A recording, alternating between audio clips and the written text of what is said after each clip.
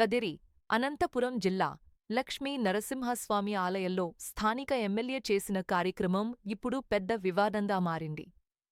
ఈ ఘటనపై విశ్వ హిందూ పరిషత్ విహెచ్పి తీవ్ర అభ్యంతరం వ్యక్తం చేసింది. విహెచ్పి తెలిపిన ప్రకారం ఆలయంలోకి ఒక క్రైస్తవ పాస్టర్ను, ఒక ముస్లిం మౌల్వీను తీసుకొచ్చి పూజారి సమక్షంలో నిలబెట్టి శాస్త్రవిరుద్ధంగా సర్వమత ప్రార్థనలు నిర్వహించారని వారు ఆరోపిస్తున్నారు. ఈ చర్య ఎందుకు అని వారు ప్రశ్నిస్తూ, ఇదే విధంగా ఆ ముగ్గురితో చర్చిలో లేదా మసీదులో కూడా చేయించగలరా అని సవాల్ విసిరారు. ఇదే సందర్భంలో విహెచ్పి మరో మాట చెప్పింది. హిందూ దేవాలయాలు రాజకీయ అవసరాల కోసం సెక్యులర్ కేంద్రాలుగా మార్చే ప్రదేశాలు కావు అని, ఇటువంటి కార్యక్రమాలు ఆలయ పవిత్రతకు విఘాతం కలిగిస్తాయని పేర్కొంది. అందుకే సంబంధిత ఎమ్మెల్యే హిందూ సమాజానికి బేషరతుగా క్షమాపణ చెప్పాలి అని డిమాండ్ చేసింది.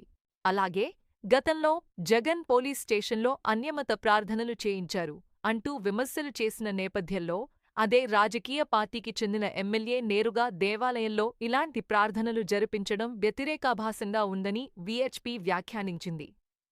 ఈ ప్రకటనను విహెచ్పి భాగ్యనగర క్షేత్ర కార్యదర్శి తెనికెన సత్య రవికుమార్ విడుదల చేశారని సమాచారం.